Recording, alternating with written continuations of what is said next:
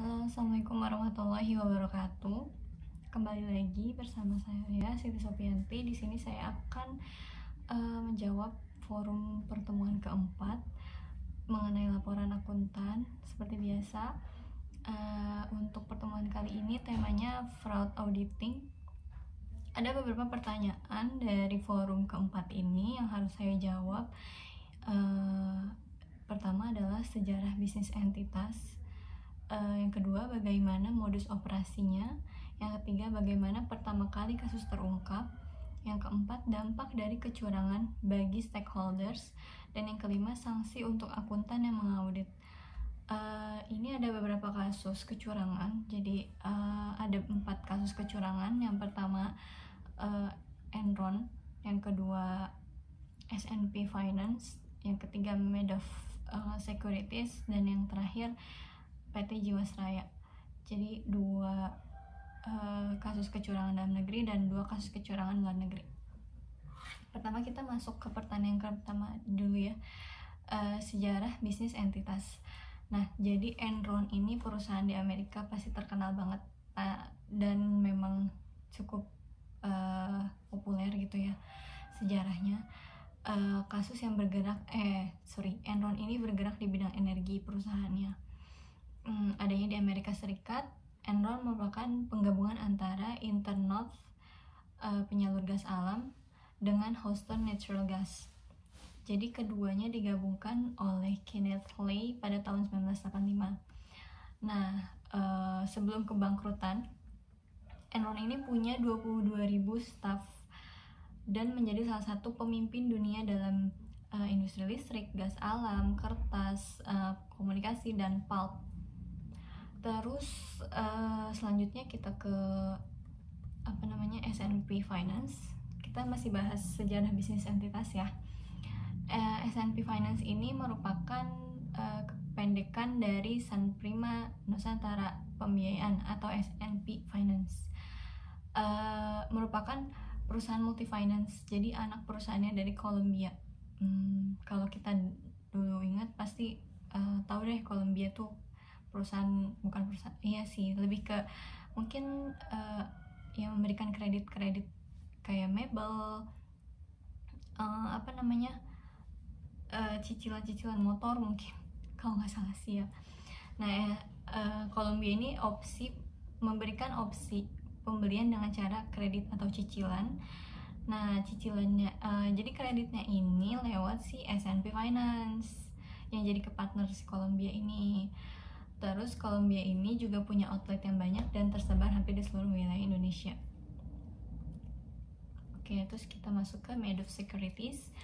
Madoff Securities ini perusahaan investment securities, didirikan pada tahun 1960, merupakan perusahaan investasi terbesar ke-23 di Bursa Nasdaq. Jadi Madoff ini seperti investment securities ya. Mungkin kalau di sini kayak perusahaan-perusahaan sekuritas gitu. Tapi dia melantai di bursa. Jadi menjadikannya perusahaan yang besar yang bergerak di bidang securities gitu. Sama ini juga di New York, Amerika. Dan yang terakhir, Jiwasraya. Udah pasti tahu dong ya, Jiwasraya merupakan asuransi tertua dan terbesar di Indonesia, milik perusahaan atau milik negara atau BUMN. Dulunya tuh milik Belanda, tapi dinasionalisasi oleh pemerintah Indonesia sehingga menjadi PT ASJ, Asuransi Jiwasraya Persero. Nah, itu mungkin dari sejarah bisnis entitas-entitas tersebut. Ada 4 tadi. Kita masuk ke pertanyaan yang kedua. Bagaimana modus operasinya? Modus operasi kita bahas satu-satu dari mulai Enron. Jadi Enron ini pertama modusnya itu melakukan praktek window dressing. Seperti yang kita tahu ya, mempercantik laporan keuangan.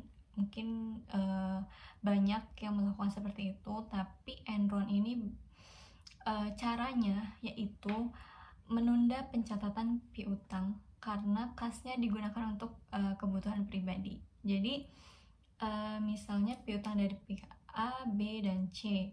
Jadi A udah bayar lunas tapi pembayarannya atau pencatatannya ditunda sampai piutang B bayar. Nah, ketika piutang B bayar, ditunda lagi pencatatannya, baru pencatatan piutang A dicatat gitu setelah piutang B bayar. Nah, begitu terus-terusan hingga akhirnya menjadi kolusi tingkat tinggi. Ya, kita tahu kan itu awal mula dari sebuah fraud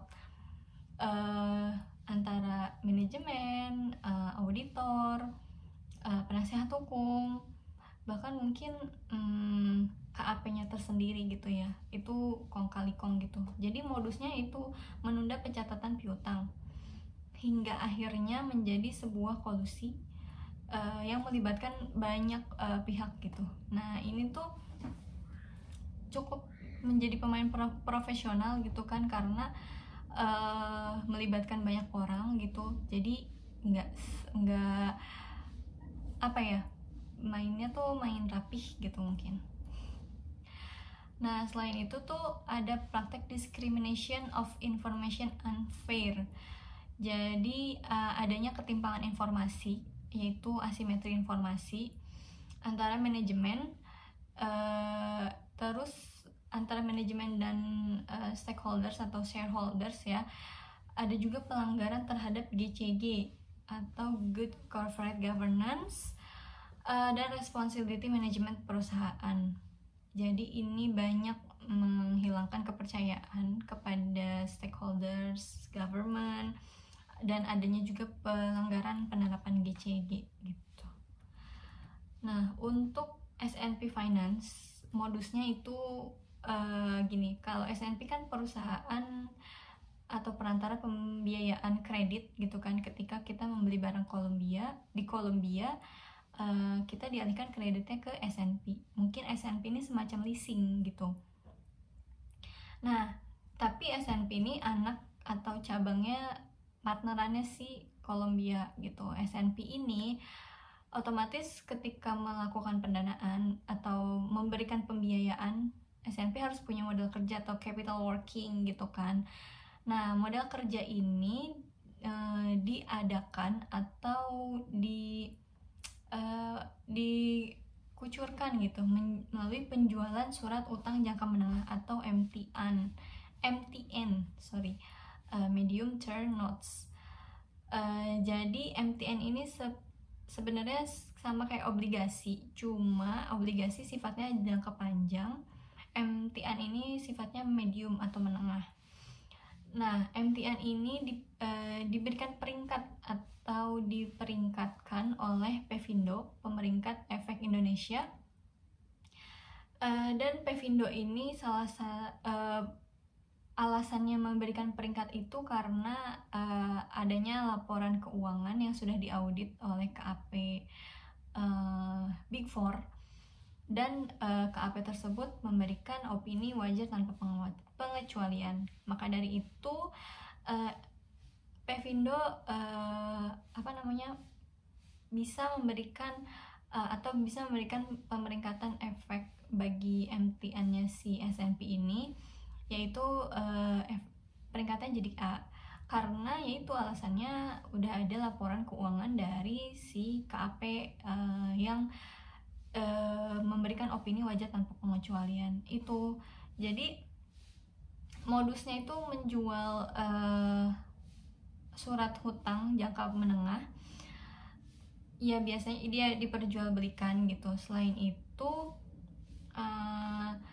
efeknya lama-lama menurun karena ya itu terkuak. Jadi S&P ini diberikan dana atau capital working oleh bank juga. Selain S&P memberikan menjual efek atau MTN itu. Nah, ternyata S&P ini NPL-nya itu rendah atau bahkan mungkin tidak bisa atau mungkin ya pilot gitu, sehingga tidak mampu memberikan modal kerja atau kecukupan modal di dalam perusahaannya.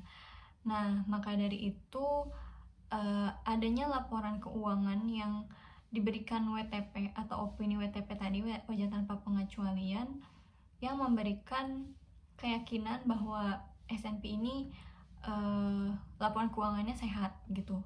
Padahal sementara S&P ini secara NPL itu udah pilot gitu. Nah, maka dari itu lama-kelamaan MTN-nya itu peringkatnya makin menurut hingga dari A menjadi levelnya SD, selective default. Ya, bahasa sederhananya ya gagal bayar, yaitu tadi pilot gitu. Nah, dari situlah awal dari kebangkrutan dari S&P Finance.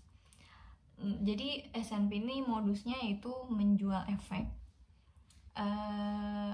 Terus abis itu dia juga menjual efek ke bank, menjual efek yang efeknya ini diperingkat oleh Pevindo dan laporannya juga diberikan opini wajar tanpa pengecualian, padahal sebenarnya secara NPL ini sudah pilot gitu. Jadi gagal bayar. Untuk Madoff Securities, jadi Madoff Securities ini memberikan skema investasi melalui skema Ponzi. Jadi skema Ponzi ini memang sudah terkenal sebelumnya. Jadi Madoff ini memberikan skema bahwa atau menjanjikan bahwa setiap investor yang menginvestasikan uangnya di Madoff Securities itu akan diberikan return 10-11% per pengembaliannya gitu. Nah, return ini nggak dilihat dari ketika kondisi ekonomi mau lagi bagus atau lagi rendah, itu returnnya flat 10-11%. Itu yang membuat investor bahkan mungkin investor kelas kakap mau menginvestasikan uangnya ke Madoff Securities karena tergiur akan imbal hasil yang begitu besar gitu kan. Tidak melihat situasi ekonomi lagi up atau down, returnnya tetap 10-11%. Nah, skema Ponzi ini sebenarnya skema yang merugikan karena uangnya tuh ternyata tidak diinvestasikan lagi untuk mendapatkan return gitu. Jadi return itu, jadi misalnya gini, ada 3 investor A, B, dan C. Investor A menginvestasikan uangnya. Nah, ketika investor B menginvestasikan uangnya, investor A itu akan mendapatkan return dari uang yang si B ini investasikan. Begitu pula ketika si C menginvestasikan uangnya, B akan mendapatkan return dari uang yang si C investasikan. Jadi sebenarnya itu cuma perputaran uang aja gitu, bukan karena uangnya diinvestasikan ke efek-efek atau mungkin reksadana atau produk investasi lainnya agar mendapatkan return tuh, itu enggak. Tapi uangnya hanya diputar dari mendapatkan investor baru dan investor baru gitu. Begitu seterusnya gitu. Nah, ketika mungkin si investor A ini merasa ada beberapa yang kayak kok tiba-tiba nggak dapat return gitu, karena memang saat itu krisis ekonomi gitu kan. Jadi tidak ada orang yang mau investasikan uangnya gitu. Maksudnya dalam masa krisis ekonomi gitu kan, semua serba kesulitan, mungkin orang akan berpikir ulang untuk menginvestasikan uangnya. Jadi saat itulah terkuak gitu bahwa tidak ada investor baru, sehingga investor lama tidak mendapatkan return karena memang uangnya memang tidak ada gitu. Jadi skema Ponzi itu ya cuma kayak gitu aja, uangnya diputerin aja, bukan uangnya diinvestasikan ke produk investasi gitu. Itu modus operasinya. Nah, yang terakhir adalah Jiwasraya. Modus operasi Jiwasraya ini yaitu menjual produk saving plan dengan cost of fund yang sangat tinggi di atas bunga deposito dan obligasi. Nah, dana dari saving plan tersebut diinvestasikan pada instrumen saham reksadana yang berkualitas rendah, sehingga mengakibatkan adanya negative spread. Jadi, reksadana menjual produk saving plan, terus cost of fund-nya sangat tinggi di atas bunga deposito dan obligasi. ketika mereka menjual produk dan akhirnya mendapatkan mungkin mendapatkan pendapatan yang besar. Nah, keuntungan itu tidak diinvestasikan ke saham-saham yang atau ke efek-efek yang menguntungkan, tapi diinvestasikan pada saham-saham yang nilainya rendah, yaitu saham-saham yang disebut saham gorengan, karena itu nilainya rendah gitu. Jadi memang awalnya bagus, tapi lama-kelamaan turunnya drastis gitu. Itu yang membuat Jiwasraya mengalami masalah solvabilitas atau gagal bayar. Nah, itu pertanyaan yang kedua. Kita pertanyaan yang ketiga, bagaimana pertama kalinya kasus terungkap? Kita balik lagi ke Enron. Enron tuh pertama kali kasus terungkap, yaitu perusahaannya pada 2001 sebelum mengalami kebangkrutan masih membukukan pendapatan sebesar $100 miliar. Ternyata tiba-tiba melaporkan kebangkrutannya pada otoritas pasar modal. Sebagai entitas bisnis, nilai kerugian Enron diperkirakan mencapai $50 miliar. Karena tadi sudah dicium terkuak aroma-aroma kecurangan dengan pelanggaran GCG, manajemen yang tidak baik atau tidak fair, ketimpangan informasi, window dressing yang lama-kelamaan ternyata nilai Enron ini efeknya menurun gitu, karena memang tidak ada uang di dalam perusahaannya gitu. Laporannya hanya dipercantik, labanya ditinggiin, bebannya direndahin gitu. Nah, jadi terkuaknya karena Enron sendiri mengumumkan bahwa mereka bangkrut, mereka pilot dan menelan kerugian sebesar $50 miliar. Itu paling mencengangkan sih, karena Enron dan auditnya KAP yang besar gitu, Arthur Andersen. Selanjutnya ada S&P. S&P itu terkuak karena pada 2018 kan peringkatnya masih A nih efeknya. Namun gak lama tuh efeknya turun peringkatnya menjadi level CCC, bahkan menjadi SD tadi, selective default, atau bahasanya yaitu gagal bayar. Terus selanjutnya S&P mengajukan penundaan kewajiban pembayaran utang sebesar kurang lebih 4,7 triliun yang terdiri dari kredit perbankan 2,2 triliun dan MTN-nya 1,85 triliun. Jadi karena tadi laporan keuangannya malah mendapat opini wajar tanpa pengecualian, jadi Pevindo memberikan peringkat yang baik gitu kan, tapi ternyata lama-lama memang tidak sehat laporan keuangannya, sehingga lama-kelamaan efeknya menurun, levelnya menjadi gagal bayar, dan akhirnya memang tidak ada uang di dalam perusahaan, dan S&P menunda untuk membayar kewajibannya, yaitu tadi dari sisi kredit perbankan dan MTN-nya. Itu mulai terkuaknya. Nah, kalau Meadow Securities itu terkuak karena saat itu krisis ekonomi di Amerika yang membuat tidak adanya investor untuk menginvestasikan uangnya ke perusahaannya. Maksudnya tidak ada investor baru untuk menginvestasikan uangnya, sehingga tercium aroma bahwa ada kecurangan gitu, karena investor-investor lama tidak mendapatkan return yang sudah dijanjikan gitu. Karena itu tadi nggak ada investor baru, dan akhirnya ketahuan kalau perusahaannya ini memang perusahaan bodong gitu. Bukan bodong sih, maksudnya perusahaan yang tidak ada uangnya gitu. Berarti selama ini uang yang diinvestasikan hanya diputar-putar saja, tapi tidak menghasilkan sesuatu gitu. Nah, Jiwasraya ini ketahuannya karena pada 2017 BPK melihat adanya kecurangan pencadangan sebesar 7,7 triliun. Karena kalau misalnya kan Jiwasraya ini badan usaha milik negara gitu.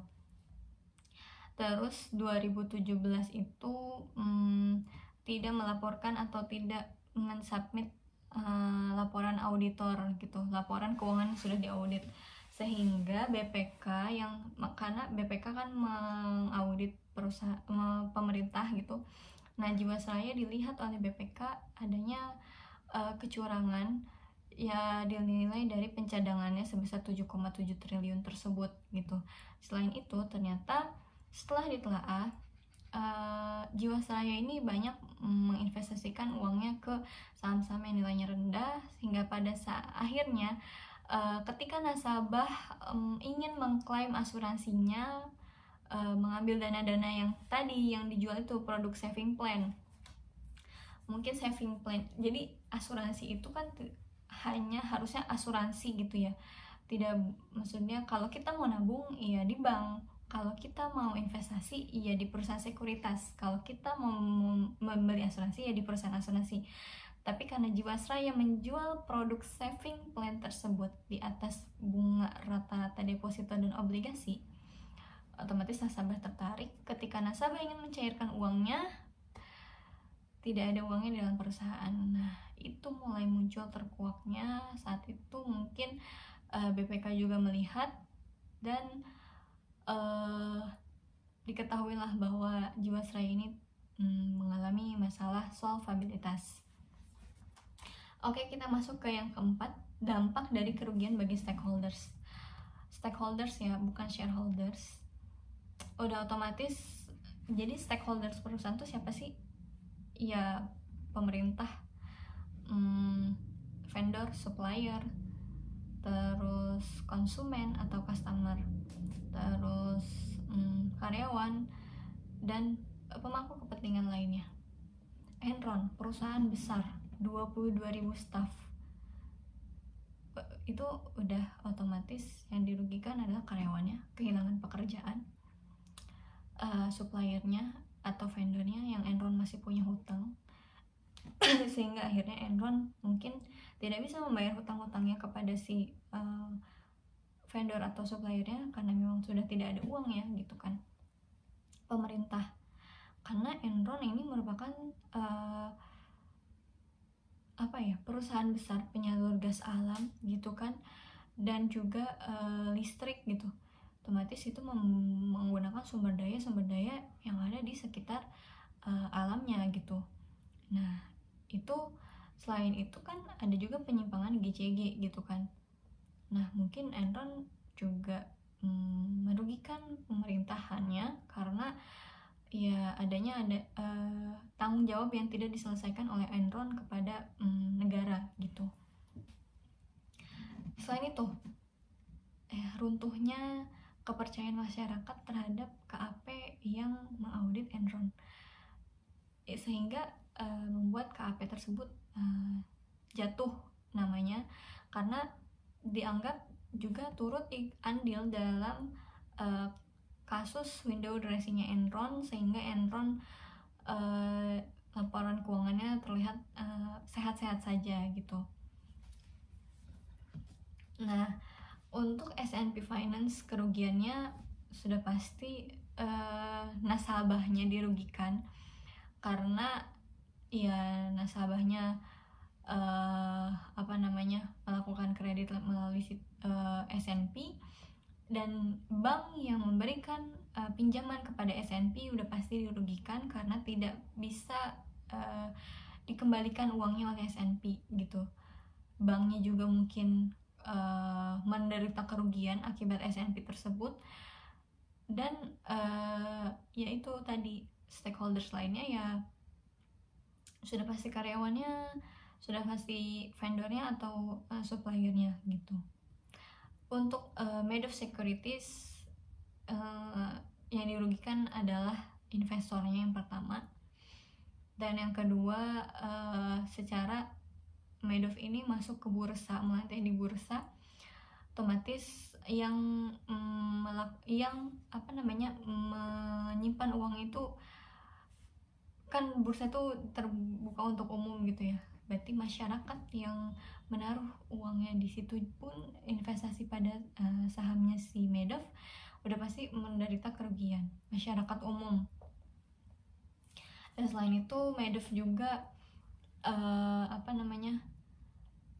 beberapa klien terkenalnya, yaitu ya ke investor kelas kakapnya seperti ya holdingnya L'Oreal gitu juga menderita kerugian. Jadi gak cuma shareholdersnya, pasti stakeholdersnya juga ya, karena ya perusahaannya rugi gitu, semuanya pasti dirugikan.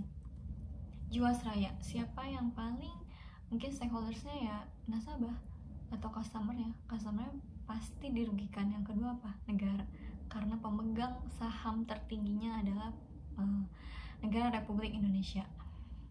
Dari situ udah ketahuan pemerintah udah rugi, negara sudah rugi triliunan rupiah, nasabah mungkin rugi. Selanjutnya siapa? Karyawannya pun kehilangan pekerjaannya, top manajemennya pun akhirnya di penjara gitu kan mungkin. Dan yang terakhir KAP-nya juga, KAP yang mengauditnya juga akan dirugikan karena turut andil dalam kegiatan kecurangan tersebut.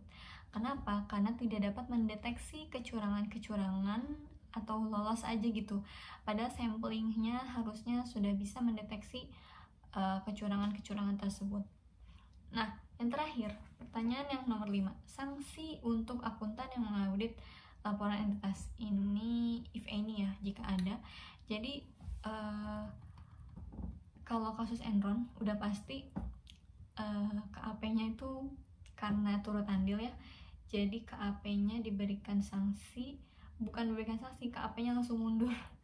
KAP-nya langsung menerima konsekuensi negatif seperti yang saya bilang tadi.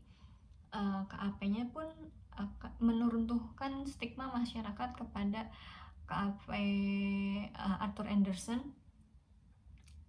Stigma positif masyarakat terhadap KAP itu hilang gitu, jadi berubah jadi negatif gitu. Selain itu adanya pembelotan afiliasi yang bergabung dengan KAP lain. Jadi kan Arthur Andersen ini dulunya jadi KAP Big Five, PwC, EY, Deloitte, KPMG, Arthur Andersen. Nah, afiliasi yang bergabung dengan Arthur Andersen itu dibelot semua, terjadi pembelotan karena dianggap sudah rusak namanya gitu. Jadi sekarang udah tinggal Big Four KAP-nya gitu. Untuk S&P Finance, KAP yang melakukan audit terhadap laporan keuangannya itu KAP Big Four, salah satunya Deloitte. Jadi OJK memberikan sanksi kepada akuntan publiknya dan KAP-nya Deloitte. Selain auditornya, tapi KAP-nya juga. Sanksi yang diberikan itu pembatalan hasil opininya terhadap S&P dan pelarangan untuk mengaudit sektor perbankan, pasar modal, dan industri keuangan non-bank. Jadi KAP Deloitte dan auditornya dilarang untuk mengaudit sektor perbankan, non-bank, dan pasar modal oleh OJK, dilarang. Selain itu untuk Jiwasraya, KAP-nya ternyata yang mengaudit yaitu KAP cukup besar, Big Four, Pricewaterhouse. Jadi ada beberapa KAP yang mengaudit Jiwasraya sebelumnya, tapi terakhir itu yang mengaudit itu adalah PwC. Jadi setelah kasus kecurangan ini terjadi, Jiwasraya, KAP yang mengaudit laporan keuangannya, dilakukan pembinaan dan pemeriksaan tersendiri. Jadi BPK dan juga Menteri Keuangan akan memberikan sanksi terhadap KAP yang mengaudit laporan keuangannya Jiwasraya. Nah, itu forum dari pertemuan keempat mengenai fraud auditing. Sudah saya jelaskan dan sudah saya jawab semua pertanyaan dari pertanyaan pertama sampai ke 5. Semoga video ini bisa memberikan ilmu bagi saya juga dan yang menonton. Terima kasih. Wassalamualaikum warahmatullahi wabarakatuh.